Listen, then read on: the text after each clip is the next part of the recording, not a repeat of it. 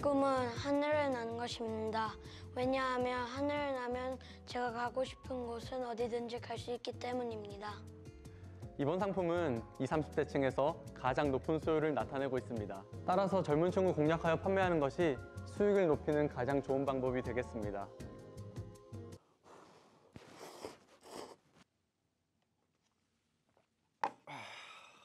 살려고 돈을 버는 건지 돈을 벌려고 사는 건지 못 해먹겠네. 하늘을 나는 방법?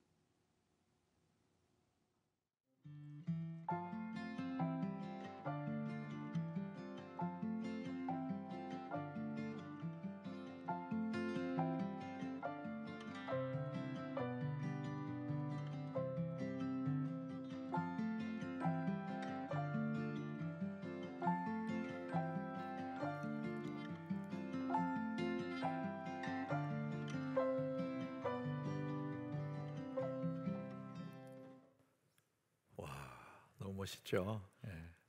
인트로 영상에 그런 배우가 되고 싶지 않습니까? 예. 하늘도 막 날고. 여러분, 오늘 우리 말씀 제목이 당신은 다시 꿈을 꿀 수 있다, 이게 말씀의 제목인데 우리 한번 따라해 봅시다. 나는 다시 꿈을 꿀 수 있다. 우리 기독교에 또 예수 안에서 참 우리에게 위로가 되고 소망이 되는 단어 하나, 다시라는 단어입니다. again. 얼마든지 또 다시 시작할 수 있는 하나님의 은혜. 그래서 나는 다시 꿈을 꿀 수 있다. 여러분, 벼랑 끝에 선 사람에게 가장 큰 위로가 있다면 다시 기회가 주어지는 거잖아요. 하나님의 은혜는 끝없는 기회가 주어지는 것이죠. 여러분들이 오늘 함께 이 말씀을 나눌 때 정말 이 말씀의 제목처럼 접어든 꿈들 다시 펼쳐드는, 그래서 하나님이 격려해 주셔서 또 새로운 꿈을 꾸는, 이 자리에 앉았지만 하늘의 꿈을 꾸는 여러분 되시기를 주님 이름으로 축복합니다. 우리가 지금 살고 있는 이 시대를 21세기라 그러잖아요. 변화무쌍한 21세기. 이 21세기에는 사는 사람들에게 세 가지가 요구된다 그래요. 이 시대에 걸맞는 사람이 되어야 되는 거거든요. 세 가지 요구를 한답니다. 첫 번째는 새로워지는 겁니다. 옛사람을 벗어버리고 낡은 옛사람을 벗어버리고 시대에 맞는 새로운 옷을 갈아입는 새로워지는 것. 두 번째는 탁월성입니다. 탁월함을 가지라. 평범을 거절하고 탁월한 사람이 되라는 거죠. 탁월한 한 사람이 100만 명을 먹여 살려요. 우리가 사는 시대가 그런 시대입니다. 그래서 평범함을 넘어서서 탁월한 사람이 되라. 세 번째는 기대를 가지라. 이 기대라는 말을 다른 말로 하면 꿈꾼다는 거거든요. 기대하는 사람, 꿈을 꾸는 사람, 그 사람이 한 시대의 리더가 될 수 있고, 지금 21세기 이 시대는 바로 꿈꾸는 사람들의 시대죠. 자, 그 기대를 가져라. 이게 이제 세 번째 이 시대가 요구하는 사람의 모습이에요. 오늘 말씀의 제목과도 연결됩니다. 당신은 다시 꿈을 꿀 수 있다. 기대를 가지라. 같은 얘기잖아요. 근데 사람들이 기대를 갖대 참 다른 쪽에서 기대를 갖는 사람 많아요. 외부적인 그런 기대. 근데 사실은 정말 중요한 것은 뭐냐? 자기 자신에 대해서 기대를 가져야 돼요. 자신에 대해서 실망해버린 사람 너무 많거든요. 나는 이제 어쩔 수 없는 사람이야. 자신에게 기대를 끊어버린 거죠. 실망해버린 거죠. 그러면은 하나님이 도와주시려고 해도 도울 수가 없어요. 그래서 나는 다시 꿈을 꿀 수 있다. 그래서 자신에 대한 기대를 가져야 됩니다. 실망한 마음을 버리고 자기 자신에 대한 좌절한 마음도 버리고, 아, 하나님 안에서 나는 다시 꿈을 꿀 수 있구나. 얼마든지 나는 꿈을 꿀 수 있구나. 그래서 나는 다시 꿈을 꿀 수 있다. 여러분, 이유가 있습니다. 내가 다시 꿈을 꿀 수 있는 이유, 내게 무슨 능력이 많아서가 아니에요. 재능이 많아서가 아닙니다. 내가 다시 꿈을 꿀 수 있는 유일한 근거가 하나가 있습니다.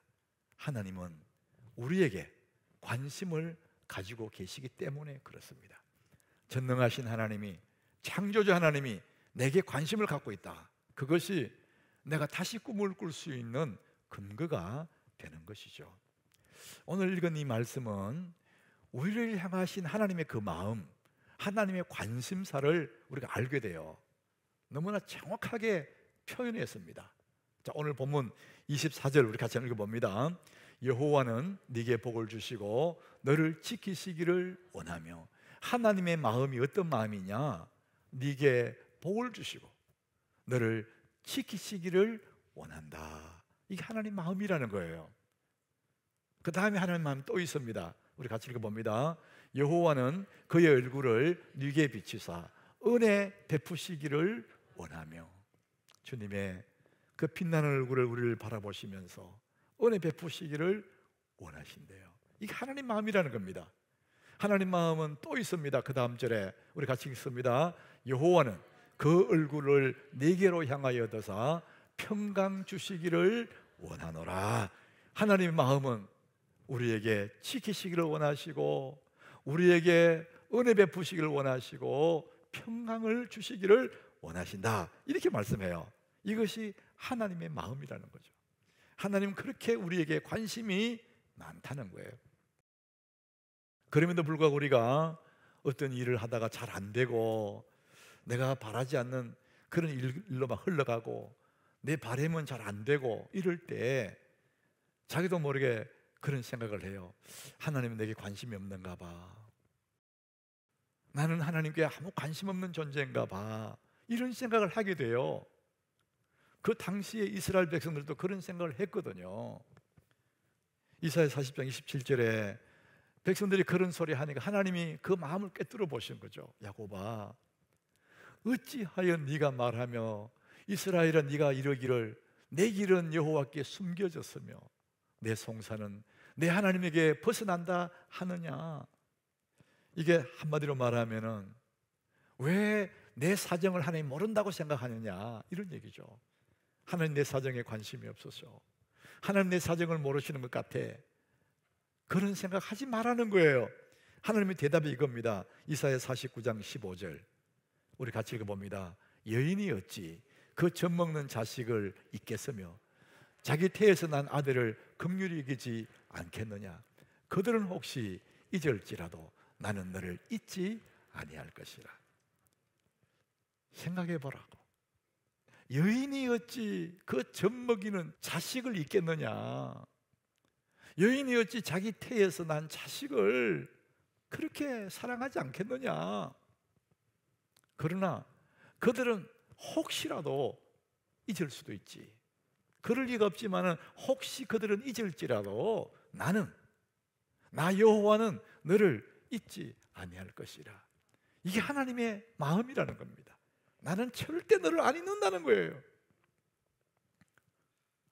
이렇게 주님이 우리에 대해 관심을 말씀하세요. 그럼에도 불구하고 또 기도하다가 응답이 안 되고 내 기도는 하나님 안 들으시는가 봐 이런 생각이 들어요. 또 스스로 또 낙심해요. 자, 그럴 때 성경은 또 뭐라고 대답하느냐.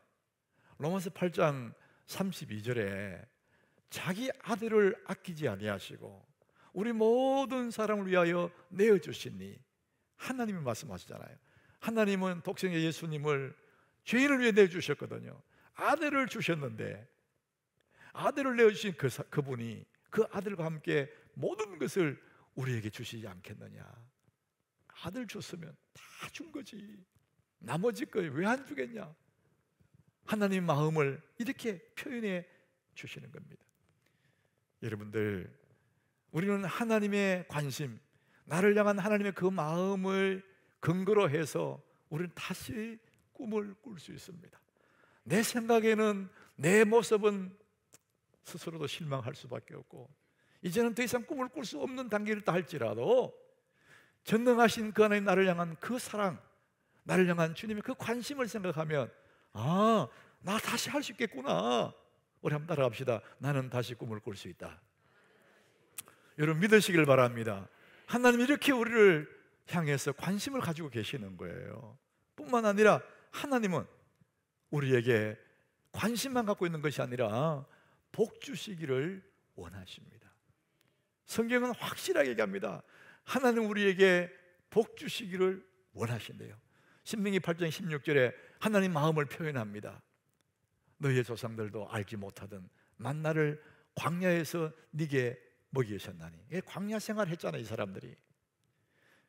그것은 다 너를 낮추시고 너를 시험하사 마침내 네게 복을 주려 하심이었느니라. 지금 복 주면은 교만해질까 봐, 지금 복 주면은 그 복이 아니고 독약이 될까 봐 하나님이 낮추고 테스트하고 시험하고 훈련시킨 다음에 그 목표가 다 있다는 거예요. 그건 그 자체가 하나님의 의도가 있는 것이 아니라 그렇게 한 다음에 마침내 네게 복을 주려 하시면느니라. 하나님은 우리에게 복을 주시기를 원하세요. 여러분, 우리는 복을 받아야 사는 존재거든요. 하나님 복을 주시는 분이에요. 근데 또 어떤 분들은요, 교회 가서 맨날 복 얘기만 한다, 이런 분이 있어요. 제가 묻고 싶어요. 그러면 우리가 어디 가서 복을 받나요? 하나님께 나와서 복을 못 받아 어디 가서 복을 받나요? 하나님은 우리에게 마침내 네게 복을 주려 하심이라 이렇게 했습니다. 여러분, 이 하나님의 복은요, 사모하는 자에게로 흘러갑니다. 이게 원리입니다. 원리. 구원은 예수 믿는 자에게 구원이 이루어집니다. 그러나 하나님의 복은 사모하는 자에게로 흘러가게 하나님이 그렇게 만드셨어요. 여러분, 하나님의 복을 사모하시기 바랍니다. 우리 인간적으로 생각하면 그래요. 사람은 자기 좋아하는 것을 얻게 돼 있어요. TV 보면은 이 화초에 난을 키죠. 난을 키우는, 난을 좋아하는 사람은요, 온 집안에 난을 가득히 채워놔요. 그러니까 난립니다. 난리 꽉 차서요. 자기 좋아하니까. 돌 모으는 사람, 수석, 이상한 돌 모으는 사람 있잖아요. 온 집안에 돌이에요. 사람은 자기가 좋아하는 것을 얻게 되어 있어요. 싫어하는 것은 얻을 수가 없어요. 하나님이 우리에게 복 주시길 원하시고, 여러분이 복을 사모하면 그 복이 내게 흘러오게 되어 있습니다. 좋아하는 것을 얻게 되어 있거든요. 자, 오늘 하나님은 이 본문에서 우리에게 세 가지 복을 주시고 싶어 해요. 우리가 복 그러면 돈, 건강, 이 다 복 맞아요. 그렇지만은 아주 근원적인 정말 중요한 복을 주님 말씀, 이 복을 내가 주고 싶다, 원한다, 원하고 원한다, 이렇게 말씀하세요. 그 첫 번째 복은 24절이에요. 여호와는 네게 복을 주시고 너를 지키시기를 원하며. 지키시고 싶대. 지키시고. 하나님 우리를 지켜주신다는 거예요. 이 당시의 민수기의 이 백성들은 광야에 있거든요. 여러분, 광야는 정말 바람 부는 곳이에요. 위험한 곳입니다. 정갈이 있고 불뱀이 있고 방울뱀도 있고요, 이리떼가 있고 코요테들이 막 출현합니다. 뿐만 아니라 밤은 너무 춥고 낮에는 뜨거워요. 이 광야에 있는 이 사람들이 가장 자기들이 필요한 바램은 뭐냐? 안전입니다. 안전. 언제 무슨 일이 생길지 모르니까 그런 사람들 하나님이 내가 너를 지키시기를 원한대요. 하나님 지켜주겠다는 겁니다. 사람에게 가장 요구되는 것이 안전의 요구잖아요. 안전의 요구. 안전이 무너질까 봐 두렵잖아요. 성도들에게 삶 속에서 어려움을 없는 것이 아니라 어려움이 있지만은 하나님 어려움 속에서 우리를 지키시기를 원하신답니다. 그래서 낮에는 구름 기둥으로 그들을 덮어요. 그 뜨거운 대학 빛에서. 밤에는 불 기둥으로 인도하시고 하나님 너를 지키시기를 원하신대. 제가 이민교회 목회할 때 거기에 성도들 한 반 정도는 제가 세례준 사람들이에요. 예수를 안 믿던 사람들인데 미국에 와서 교회 와서 예수 믿던 사람들이에요. 그다음에 신앙의 뿌리는 깊지 않지만은 순수해요. 그리고 열정이 있어요. 그 중에 한 집사님이 너무 순전한 분이에요. 아내를 따라 교회에 왔는데 신앙의 연조는 깊지 않지만 순수하니까 하나님을 뜨겁게 사랑하는 거예요. 이분은 이제 미국에 살면서 국경을 넘어서 멕시코에 가서 일을 하고, 직장이 거기니까 퇴근하고 이렇게 하는 분이에요. 어느 날 아침에 출근을 하는데 카풀로에서 젊은 청년이 운전을 하고 같이 직장이니까 카풀에 가는데 그 집사님 옆에 이제 의자에 뒤로 젖혀서 이렇게 누워 있을 때입니다.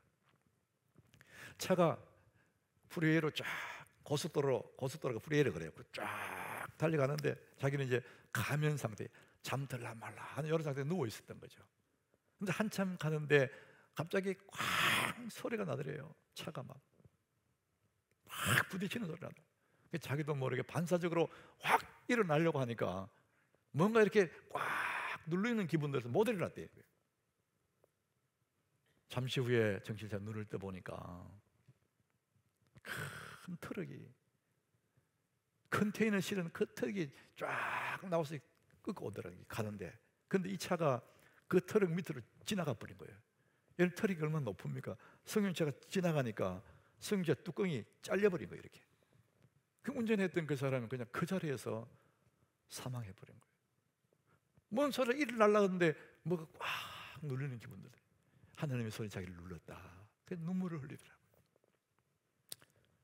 예수 믿는 사람은 위험을 만나 안 죽는다 그런 얘기가 아니에요. 우리의 할 일을 다 할 때까지, 이스라엘 백성들이 광야에서 가나안에 들어갈 때까지, 사명 끝날 때까지 하나님은 지키시기를 원하신다는 겁니다. 하나님 오늘도 불꽃 같은 눈동자로 여러분을 지키심을 믿으시길 바랍니다. 하나님 우리를 지키시기를 원하신대요. 시편 121장 5절에 보니까 하나님이 어떤 분이냐? 여호와는 어떤 분이냐? 너를 지키시는 이시라. 하나님 여러분을 지키시는 분입니다. 오른쪽에서 우리의 그늘이 되신다는 거예요. 그 뜨거운 백 밑에서 그늘이 되신다는 거예요. 구름 기둥으로 여호와는 너를 지키시는 분이다. 그래서 우리는 또 꿈을 꿀 수 있는 거예요. 두 번째 복이 있어요. 하나님 주시고 싶은 두 번째 복 25절. 하나님은 여호와는 그의 얼굴을 네게 비추사 은혜 베푸시기를 원하신대요. 주의 부드러운 그 얼굴, 너무나 인자한 그 얼굴을 우리를 향하여 드시면서 바라보시면서 은혜 베푸시기를 원하신대요. 여러분, 이 은혜라는 것은 자격 없는 자에게 주어지는 사랑을 말합니다. 내 자격으로 그거 못 받는데 그냥 주는 거예요. 이게 은혜입니다. 은혜. 제가 오래전에 글들을 모아놓은 글 중에 보니까 오래된 글인데 50년 동안 부부싸움 한 번도 안 한 그런 얘기가 있더라고요. 부부가 살다 보면 싸우기도 하는데 이 부부는 50년 동안 부부싸움 한 번도 안 했던 그 부부 이야기가 있더라고요. 이 부부가 신혼 시절에 결혼을 하고 신혼여행을 사막으로 간 거예요. 낙타를 타고 밤하늘의 별도 보고 멋있잖아요. 부부가 낙타를 타고 사막을 여행을 가는데, 신혼여행을 갔는데 한참 가다가 낙타가 몸을 어떻게 잘못 흔들어가지고 남편이 떨어졌다는 거예요. 땅바닥에 뒹구는 거 보고 아내가 오 남편 떨어졌네. 그 남편이 뻘떡 일어나더니만은 낙타를 향해서 한 번 딱 그러더래요. 그리고 낙타를 다시 타고 또 가는 거예요. 한참 가는데 또 어떻게 낙타가 또 흔들었는지 남편이 또 떨어졌어요. 남편이 일어나더니 툭툭 털고 두 번 그러더래요. 아내는 희한하다. 한참 가다가 또 떨어졌대요. 남편이 일어나서 세 번 그럴 줄 알았는데 권총을 뽑아가지고 낙타를 쏴 죽여버리더래요. 아내가 그걸 보고는요 화를 냈대요. 뭔 남자가 그 정도로 낙타를 죽이느냐고. 말 못하는 짐승인데. 이랬더니 남편이 아내를 보고 한 번 그러더래요. 그날부터 50년 동안 이 집에는 부부싸움이 없었다는 거예요. 여러분 집에 가서 한번 해보세요. 이게 사람이요. 사람은 한계가 있어. 한계. 성인 군자도 한계가 있어. 더 이상 참아주지 않는 한계가 있어요. 근데 하나님은 그런 분이 아니에요. 베드로가 호기를 부리면서 예수님 7번을 내가 용서해 줄까요? 그 정도면 충분하지. 했더니 예수님 이 사람아 7번이 아니라 7번씩 70번이라도 용서해 줘라. 이 하나님의 사랑은요 끝이 없어. 여러분 이게 하나님의 은혜입니다. 계속해서 참아주는 거예요. 또 기회를 주고 또 기회를 주고 이제는 더 이상 안 되겠지 했는데 하나님 아니야. 또 기회를 주고. 그래서 하나님의 은혜 때문에 우리는 또 다시 꿈을 꿀 수가 있는 거예요. 우리 행실로 봐서는요 가망이 없어요. 근데 하나님의 은혜는 끝이 없어. 우리가 자주 불렀던 하나님의 은혜라는 노래 있잖아요. 찬양. 내가 누려왔던 모든 것들이, 내가 지나왔던 모든 시간이, 내가 걸어왔던 모든 순간이 당연한 것이 아니라 은혜였어. 여러분, 하나님 은혜임을 믿으시길 바랍니다. 하나님 은혜 때문에 우리 다시 또 꿈을 꿀 수가 있는 거예요. 그래서 하나님 뭐라 하시나? 나는 네게 은혜 베풀기를 원한다는 거예요. 이 하나님이 계신다는 거예요. 세 번째 하나님 주시고 싶은 복이 있어요. 26절입니다. 여호와는 그 얼굴을 네게로 향하여 드사 평강 주시기를 원하노라. 하나님은 세 번째 주고 싶은 복이 뭐냐? 평안을 주고 싶대요. 평강. 우리가 산적해 있는 문제 앞에서도 우리는 자꾸 그 문제 때문에 어렵다고 생각해요. 근데 우리 마음이 평안을 주시면 그 모든 문제가 되지 않습니다. 여러분, 반대로 모든 게 문제가 없다 할지라도 마음이 불안하고 두렵고 마음에 조급증이 생각하면 괴로워요.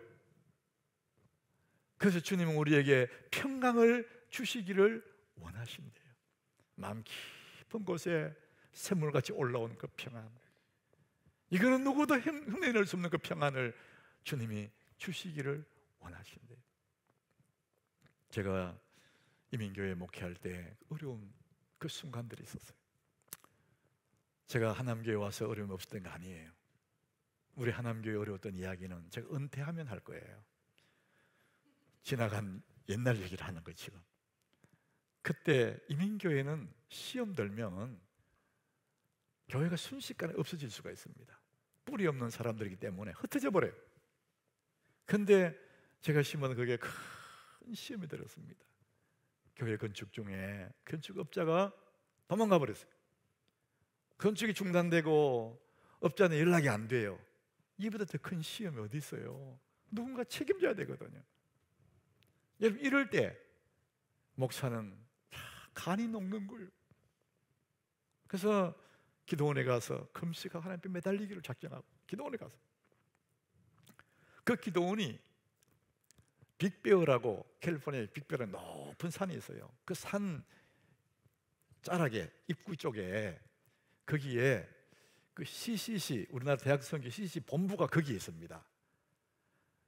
그 장소가 원래는 할리우드의 배우들의 휴양지랍니다. 거기가. 그러니까 아름답더라고요. 거기 이제 CCC 수양관이 됐는데 제가 거기 가서 이제 하나님 부르짖는 거예요. 주님 앞에, 주님 이거 어떻게 하면 좋아요? 큰일 났습니다. 마음은 다 녹아지고 길은 안 보이고 걱정이에요. 걱정.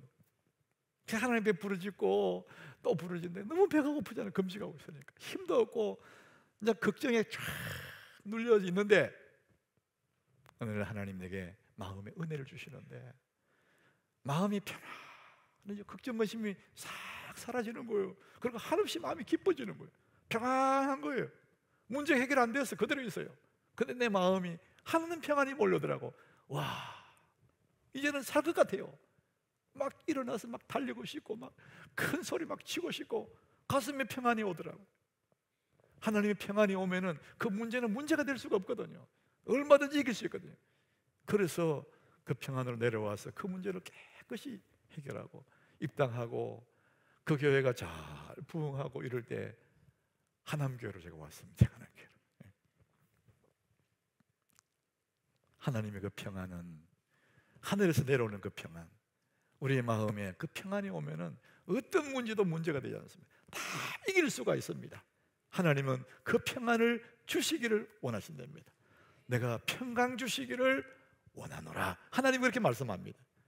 예수님도 요한복음 14장 27절에서 예수님 말씀합니다. 평안을 너희에게 끼치노니 곧 나의 평안을 너희에게 주노라.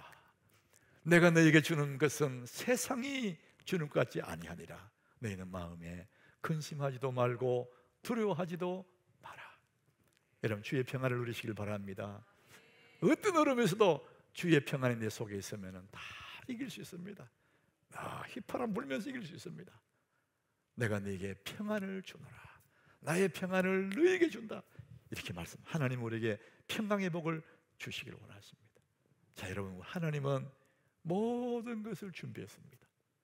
우리로 하여금 다시 꿈을 꿀 수 있고 다시 시작할 수 있도록 모든 것을 다 준비해놨습니다. 문제는 뭐냐? 내가 문제예요. 우리 스스로가 일어서지 않습니다. 내 스스로가 꿈을 꾸지 않습니다. 포기해버렸잖아요. 그래서 여러분, 우리는 이 하나님의 은혜 앞에서 우리 마음에 접어든 그 꿈들을 다시 펼치셔야 됩니다. 멈춰버린 그 꿈들을 다시 펼쳐내셔야 됩니다. 여러분, 몇 번 하다가 안 된다고 포기해버린 그 꿈들을 다시 펼칠 때 하나님은 그 꿈에 복을 주실 줄로 믿습니다. 여러분들은 오늘 말씀 듣고 다시 펼치셔야 돼요. 우리 교회 제가 부임해서 지금까지 어느 한 시간도 하나님의 사랑, 하나님의 꿈, 여러분의 미래에 대한 얘기 안 한 적이 없습니다. 우리는 모든 가능성이 수없이 했습니다. 그래서 하나님의 그 가능성의 말씀을 듣고 많은 사람들이 그 꿈에 도전을 하고 지금 꿈속에 있는 사람도 있고 꿈을 이룬 사람도 있어요. 우리 많은 교회 젊은이도 그렇습니다. 우리는 다시 꿈을 꿀 수가 있습니다. 문제는 뭐냐? 다시 시작하면 되는 겁니다. 다시 꿈을 꾸고 시작하면 되는 겁니다. 자, 그러면은 어떻게 우리가 다시 꿈을 꿀 수 있을까? 눈 감고 그냥 뭐 바라는 거 그것만 꿈이냐? 정말 우리 삶에 어떻게 하면 내가 다시 새로운 꿈을 꾸고 도전하고 이룰 수 있을까? 저는 그 말씀을 드리고 싶어요. 중요한 포인트가 있습니다. 자기 자신을 성장시키셔야 됩니다. 다른 말로 하면은 내 그릇을 키워야 됩니다. 그릇만큼만 담을 수 있는 거예요. 그릇이 작은 종직이면은 하나님의 은혜가 아무리 많아도 그만큼밖에 담을 수가 없어요. 그릇이 크면 큰 만큼 담겨집니다. 그릇만큼 담을 수 있고 아는 것만큼 보여집니다. 문제는 하나님께 있는 것이 내게 문제입니다. 여러분, 그릇을 키우셔야 됩니다. 어떻게 키웁니까? 공부하셔야 됩니다. 공부 그래 머리 흔드는 사람이 있어요. 아유, 내가 뭐 이 나이에 무슨 뭐 대학 가나? 이 나이에 무슨 대학원 하나? 그런 얘기가 아니에요.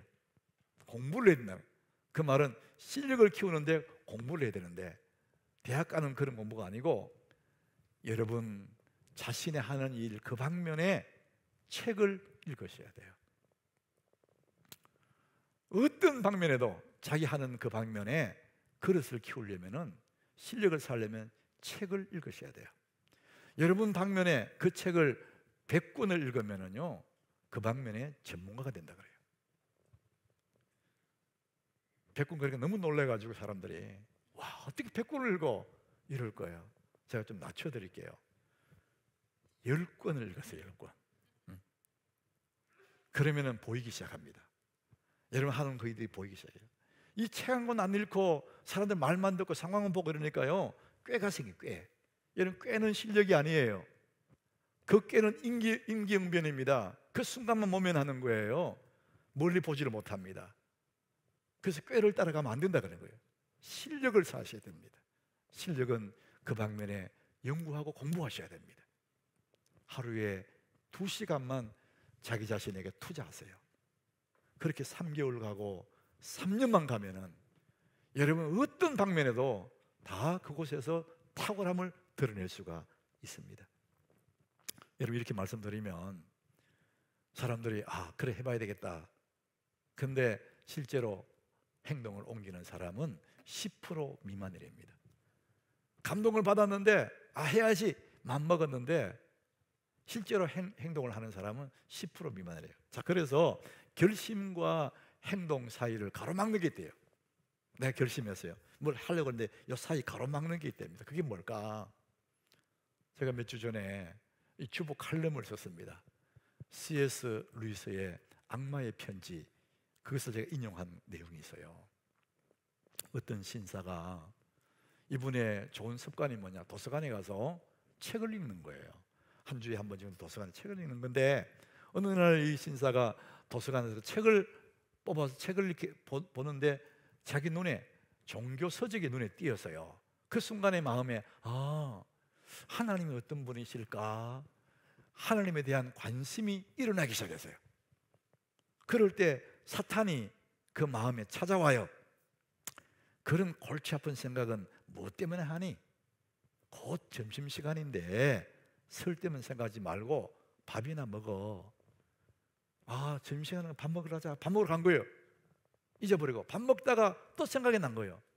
하나님이 어떤 분일까 생각하는 그 순간에 다시 마귀가 찾아옵니다. 사탄이 찾아와서 이렇게 말해요. 밥 먹는데 소화 안 되게 뭘 그런 생각을 해. 우선 밥이나 먹어. 그게 또 생각을 버린 거예요. 열심히 밥을 먹었어요. 밥을 먹고 식당에 나오는데 하나님에 대한 생각이 또 나는 거예요. 하나님 어떤 분이실까? 궁금증이 생기는 거예요. 그때 마귀가 또 적시로 또 얘기합니다. 그런 생각은 한가할 때 해도 돼. 너 오늘 할 일 많잖아. 집에 가서 일 다 끝내놓고 다른 날 생각해.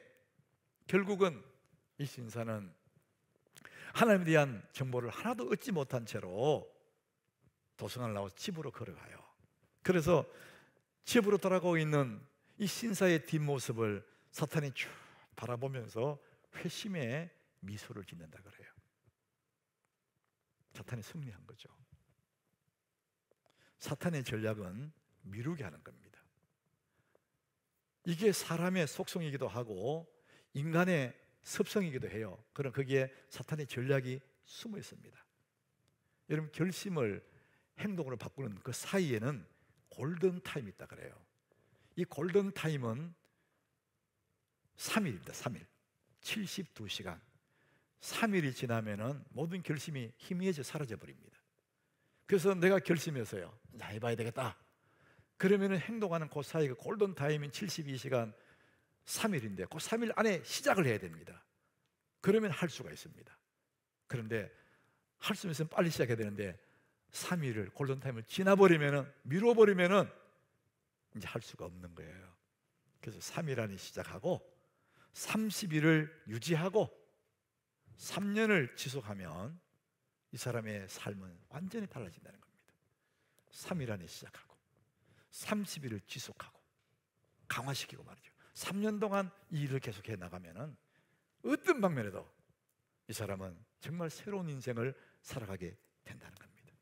사랑하는 여러분, 여러분은 다시 꿈을 꿀 수가 있습니다. 하나님이 다 준비해 놓으셨습니다. 다시 우리에게 은혜를 베푸시면서 또 다시 기회를 주십니다. 우리 하나님 마음을 우리 27절에서 한번 읽어보겠습니다. 우리 결론적인 말씀 같이 읽습니다. 그들은 이같이 내 이름으로 이스라엘 자손에게 축복할지니 내가 그들에게 복을 주리라. 이게 그들을 두 번 나오잖아요. 그들은 이같이 내 이름으로 이스라엘 자손에게 축복할지니, 여기서 그들은 아론과 그의 자손들이에요. 제사장입니다. 제사장이 축복하면 그 다음에 내가 그들에게 복을 주리라. 그들이 누구냐? 이스라엘 백성들입니다. 제사장이 축복하면 나는 그들에게 복을 준다. 이것이 하나님의 마음이고 약속이에요. 여러분, 저는 제사장은 아니지만 그래도 하나님의 담임 목사니까 저를 중심해서 우리 하나님의 모든 교역자들이 여러분을 위해서 끝없이 기도하고 여러분을 축복할 거예요. 그러면은 하나님이 그걸 들으시고 그들이 같이 내 이름으로 이스라엘 자손에게 축복할지니 내가 그들에게 복을 주리라. 이것이 약속입니다. 여러분, 하나님의 약속이 있잖아요. 하나님의 말씀이 있지 않습니까? 그러므로 여러분 다시 꿈을 꿀 수가 있습니다. 여러분, 힘을 내셔서 한 해의 끝자락에 새로운 꿈을 가슴에 품고 여러분 멋진 인생을 만들어가는 우리 하나님의 교우들 다 되시기를 예수님 이름으로 축복합니다.